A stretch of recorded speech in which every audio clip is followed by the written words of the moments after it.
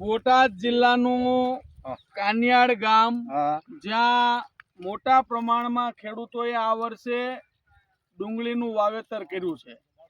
આમ ડુંગળી રહી ગરીબોની કસ્તુરી તરીકે ઓળખાય છે, પરંતુ વાસ્તવમાં જ્યારે ખેડૂત પોતાના ખેતરે હાલ અત્યારે ગુજરાતની અંદર એક મજૂરની કિંમત રોજના 500 રૂપિયા દાડી ચૂકવવામાં આવે છે, પણ આ સોના જેવી ડુંગળી જ્યારે ખેડૂત ખેતરેથી માર્કેટિંગ યાર્ડે લઈ જાય ત્યારે આના 60 રૂપિયાથી 100 રૂપિયા જેવો ભાવ મળે છે।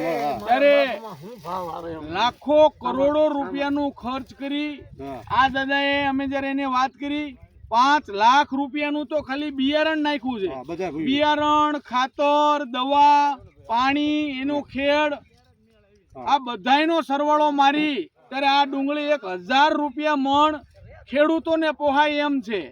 એની સિવાય પોહાય નહીં તો રાજ્ય સરકારે જે ડુંગળીનું ઉત્પાદન કરતા ખેડૂતોને પણ જેમ મગફળી ટેકાના ભાવે ખરીદી કરે, કપાસ ટેકાના ભાવે ખરીદી કરે, એમાં ડુંગળીનો પણ ટેકાના ભાવે ખરીદી કરવી જોઈએ એવી અમારી માંગ છે।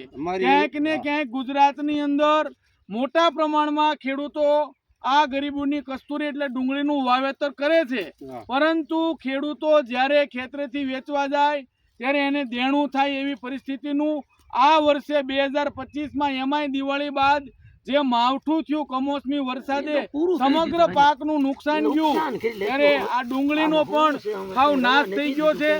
જે કાંઈ છે એ ખેડૂતો આની ઉપર નિર્ભર છે, ખેતી ઉપર।